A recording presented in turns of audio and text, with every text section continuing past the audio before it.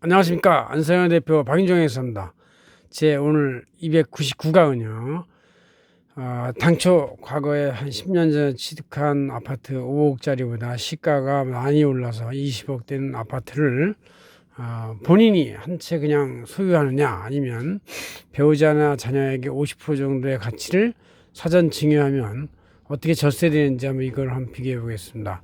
요즘 아파트 폭등과 작년에 관련해 가지고 빨리 팔아야 되는 것이 이제 올해 6월 말까지 굉장히 임박한 시점에 들어가 있고, 또 코로나 전쟁 때문에 또 되게 복잡한 상황이고, 또 이런 상황에서 이제 많은 사람들이 갈등을 하고 있는데, 그래도 기본적으로 절세는 자신의 재산과 관련되니까 이제 고민을 하는 사람이 꽤 있는 걸로 보이고 있죠.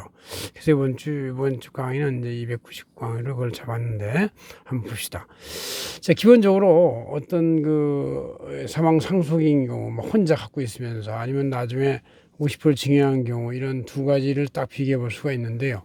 먼저 기본 공제액은 사망 상속인 경우는 기초일벌 공제가 5억이 있고 배우자 공제가 5억이 있습니다. 사전 증여액 할 때는 이제 배우자 공제 6억이 있고 자녀당 5천만 원이 있습니다. 10년 단위로 하는 것이죠.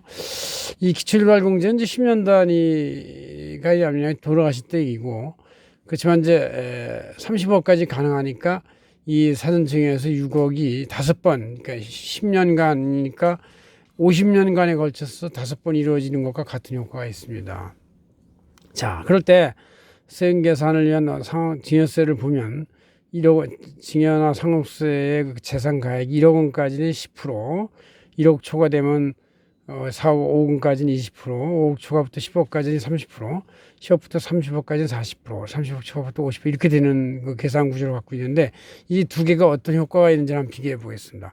자, 상속재산 20억에서 이제 이 시가가 20억이니까 20억에서 기초공제 5억을 빼고 배우자 공제 5억을 빼면 10억 원에 이제 대해서 세금을 매게 되는데, 10억 원에 대해서 1억까지가 10%라고 그랬죠.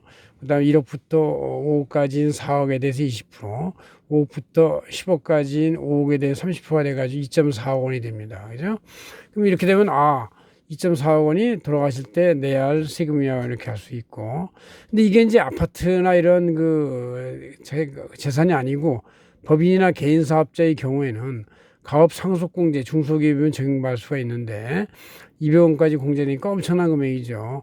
영농영업도 15원까지 공제가 가능해요. 그래서 만약에 이 분이 농사를 짓는 경우에 어떤 재산이다 그러면 20억이라는 땅값이 있다 하더라도 영농 공제를 15억을 빼주고 또 기초일괄 공제를 5억을 빼면은 이제 과표가 0이 되니까 세금이 없습니다. 그래서 이제 이런 경우는 없고, 그냥 단순한 비수익용 사업 아파트인 경우도 이제 2.4억 원이 이제 들어가실 때 내게 되는 것이죠. 그러나 이분이 현명하게 만약에 미리 재산가치 20억짜리에 50%에는 10억 원을 증여했다고 치면 어떻게 되냐면, 그 증여 금액을 계산할 때 배우자한테 20억에 대한 30%진 6억을 증여하고 자녀 2명한테 1인당 2억 원씩 증여해서 2명이 되면 이제 이게 다 합하면 10억이 되잖아요. 그죠? 자녀도 이제 2억이니까 10%씩 갖게 되는 거예요. 분산 증여가 되는 것이죠. 항상 세금은 분산할수록 적게 돼 있는 것이니까, 이렇게 다단계 누진세로 올라갈 때 금액이 이렇게 큰 거에는 높은 세율을 적용받는데 반으로 짜게면 낮은 세율부터 올라가는 걸 두 번이나 받기 때문에 당연히 짓게 돼 있어요. 자, 좀 이제 증여세를 보면 배우자 증여는 배우자 증여 공제 금액 6억 원의 범위니까 없고, 자녀 공제액은 이제 자녀 증여액 2억 원에서 성인이면 5천만 원씩 공제를 해요. 둘 다 20살 넘었다고 치고, 그럼 이제 2억에서 5천만 원을 빼면 1억 5천이 되는 것이죠. 1억 5천에 대해서 1억까지는 10%가 되고 1억 초과인 5천만 원에 대해서 20%가 돼가지고 두 개 더하면 2천만 원이 됩니다. 2천만 원. 근데 이제 2명이라고 그랬으니까 2명 곱하면 4천만 원이 되죠. 그래서 4천만 원의 세금이 나온다. 그다음 10년 후에 본인이 이제 돌아가시게 되면은 20억에서 이미 선증여한 건 10억은 옛날에 뺐으니까 빼고 10억 원만 남았죠. 10억에서 그 당시에도 이제 당연히 기초일벌 공제가 적용될 테니까 5억 최소한, 또 배우공제도 5억이 되니까 상속재산 가액 과표는 0이 돼요. 그래서 세금이 없게 됩니다. 그죠?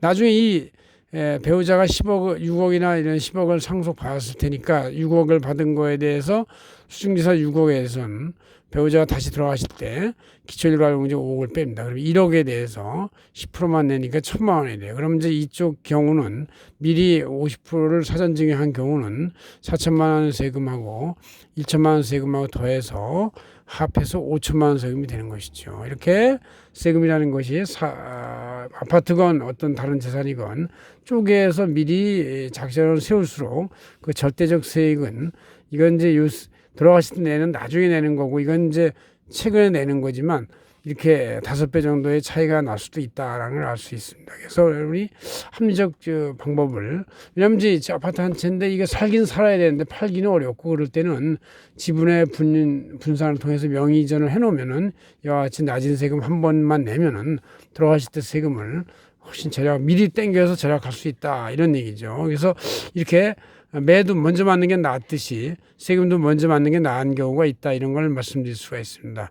고맙습니다. 안성현 대표 박인정 회장이었습니다.